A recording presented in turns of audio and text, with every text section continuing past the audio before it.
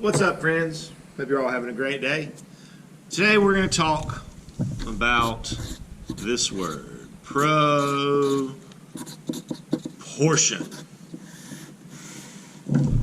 Proportion is the size of one thing compared to another.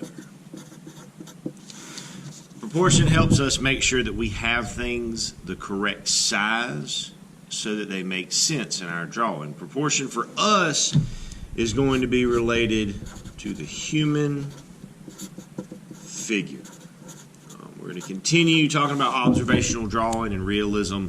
We're going to move from objects that don't move, that sit still all the time, into objects that do, i.e., the human figure. So with this, I'm going to be doing actually two of these at the same time because I want you to see, is I'm going to do a male and female.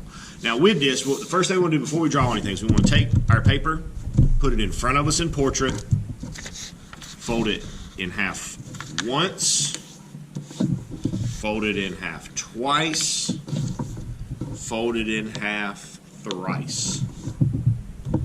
Okay? So we open it up. When we open it up, we should have 8 sections on this page. 1, 2, 3, 4, 5, 6, 7, 8. Okay? Now the last thing is we want to take it then, we want to fold it across this way, making sure that it's even so that we know where the middle is, that median line. All right, and then let me do my other one. So again, I'll show you again. We go over, over, and over. Open it. We go in half. Okay? Now, the reason that we needed to fold the paper is because the human body, when we talk about the proportions of the human figure, we deal in a unit of measurement called a head. And it's exactly what it sounds like.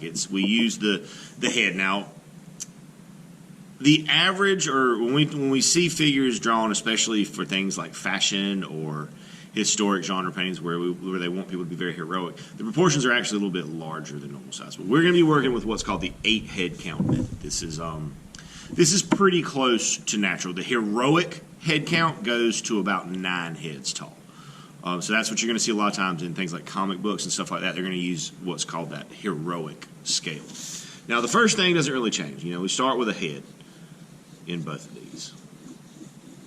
So we'll say this is my male, this is my female. So we start with the head. Now, when we do the head, it should touch the top of that section, and the chin should come to right there. And the head's going to be, pretty much the same for both.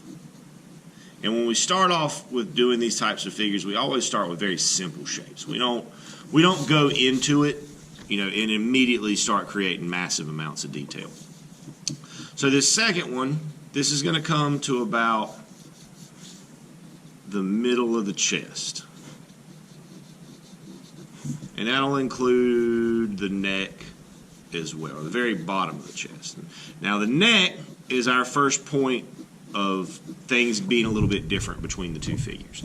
So when we do a male's neck, males of the species are usually going to have a thicker, shorter neck.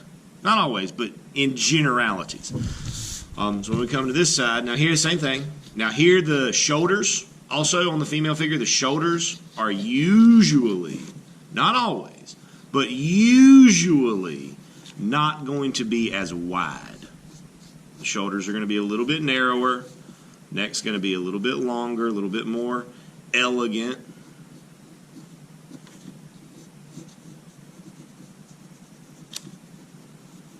Okay. So next thing is in here on the shoulder width. I want to keep in mind that especially here, it should be about 2 heads wide. Okay. So then we're going to use just a circle to kind of show the midriff of the body. And this is going to be right about here is where the belly button would be. So again, now here, The waist is normally going to be a little bit more narrow, so a little bit less of a circle, a little bit more of an oval. And here with the hips, now with the hips on the male figure, the hips are usually going to be more narrow than the shoulder. The hips usually are not going to be as wide as the shoulder. And we just use kind of just a big circle. Now here on the female figure, hips are usually going to be a little bit wider than they are on the male figure. And again, these are not hard and fast rules. There's no set, nobody's body is going to be exactly the same as anyone else's, and nobody's body is going to follow absolutely all of these rules. We're just talking in generalities here. So now here, when we look at this, the upper body from the hips up is the same length as from the hips to the bottoms of your feet. And we don't often think of ourselves in that way, but our bottom half, our legs, are as long as the whole top half of our body.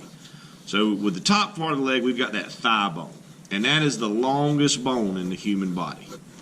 So when we draw that, we're going to bring that thigh bone down 2 heads. It gets 2 of them.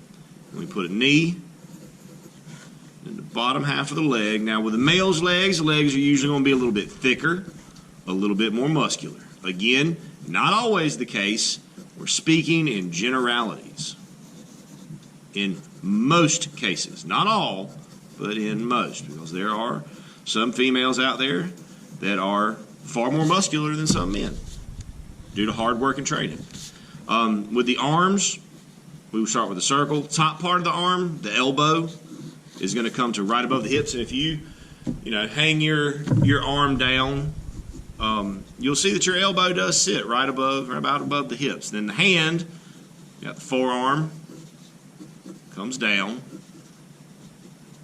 and then we've got the hand. Now the hand is usually going to come to about halfway down the thigh. If you stand up straight and hang your hand down right beside your side, you'll see that the tips of your fingers are going to stand and fall, are going to be right around the middle of your thigh. With hands, we're not going to go into all the detail of that. So there's my pretty basic, simple male figure. Okay? So we're going to bounce back over to here. Now with the female legs and arms are usually going to be a little bit more slender. Again, not always, but usually going to be a little bit more slender and a little bit rounder. The calf muscle here on the female figure is usually not going to be quite as pronounced. Not always the case, but in many cases.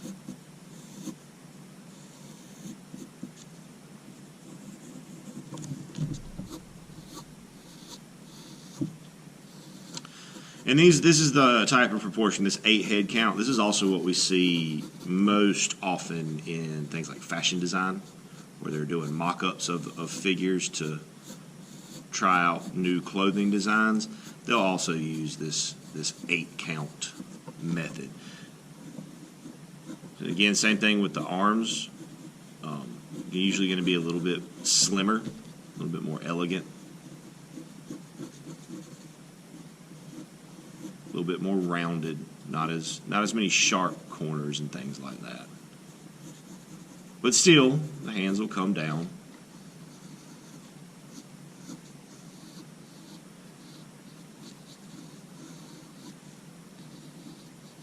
To the mid-thigh. Now, keep in mind that this is just kind of the setup. These are neither of these are finished drawings. These are the beginnings of drawings. So what I'm going to do is I'm going to speed up the camera. So I want you to, pause this, rewatch it, go through it, as many times as you need to match your pace and your speed. But I'm going to speed it up and kind of go through and show you how to, once we've got this part drawn, how we can turn this into a little bit more of a person. Something that looks, less like an assortment of shapes and a little bit more like a human being.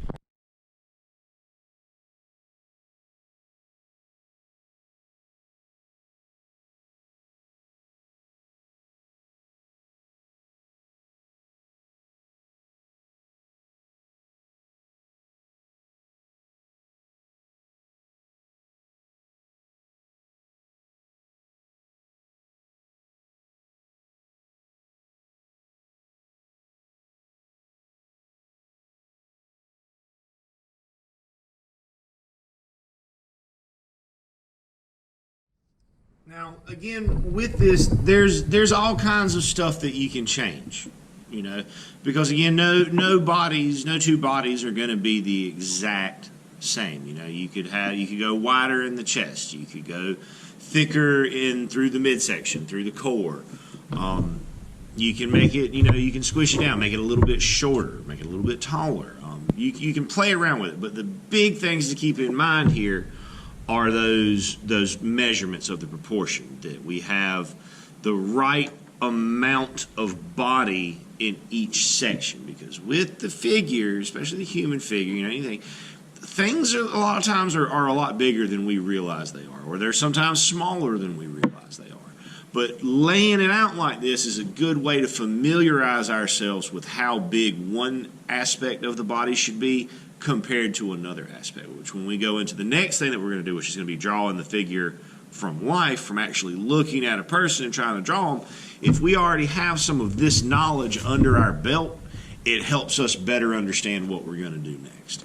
So don't frustrate yourself. These are practice drawings. These are not works of art yet. This is us getting ready and preparing ourselves and putting some tools in our artistic tool chest to help us with some pieces of art that we're going to be making. So good luck to you. I hope you enjoy this. I hope you take some time and play around with seeing, how many different people can you make. Until I see you again, I hope you all have a wonderful day. And as always, my friends, happy arting.